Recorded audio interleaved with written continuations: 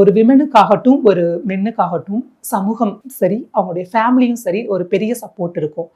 But எங்கள் திருநர் சமூகம் யாரையுமே சார்ந்து இல்லை. நாங்களே தான் சார்ந்திருக்கோம். எங்களுடைய கையை நாங்களே நம்பி இருக்கோம்.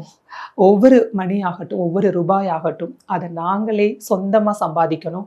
அதை நாங்கள் பார்த்து பார்த்து செலவிடணும். நான் ஒரு கம்மல் ஆகட்டும், ஒரு இயரிங் ஆகட்டும், ஒரு சின்ன பொட்டாகட்டும், அதை கூட நான் என்னுடைய சொந்த செலவில் தான் நான் பார்த்துக்கணும். ஸோ எங்களுக்கு கை கொடுக்க இந்த கவர்மெண்ட்டும் சரி, இந்த சமூகமும் சரி முன் வரல. ஸோ இந்த டைமில் நான் பதிவு பண்ணிக்கிறேன். எங்களுக்கான இடஒதுக்கீடு வேணும். அந்த இடஒதுக்கீடை நான் இந்த டைம்லையும் பதிவு பண்ணிக்கிறேன். அதை நான் பதிவு பண்ணதுனால தான் அதில் நான் ஃபர்ஸ்ட் ரன்னரப்பா ஆனேன். ஸோ அது ஃபர்ஸ்ட் என்னுடைய இது. அதுக்கு முன்னாடி நான் 2018 நான் பார்ட்டிசிபேட் பண்ணேன் இல்லைங்களா? ஸோ அதை முடித்த கையோடு நான் போயிட்டு திருச்சியில் பார்ட்டிசிபேட் பண்ணேன். மிஸ் திருச்சி, மிஸ் டிரான்ஸ் திருச்சின்னு 2022 நினைக்கிறேன் ஐ திங்க். அதில் 2லையுமே பார்ட்டிசிபேட் பண்ணேன். 2லையுமே டைட்டில் வாங்கினேன். ஸோ நான் வந்துட்டு இப்போ இந்த நிலைமைக்கு நிற்கிறேன் அப்படின்னா அந்த தருணங்கள், நான் கடந்து வந்த தருணங்கள் தான் எனக்கு இந்த நிலைமைக்கு கூட்டு வந்து வச்சிருக்கு.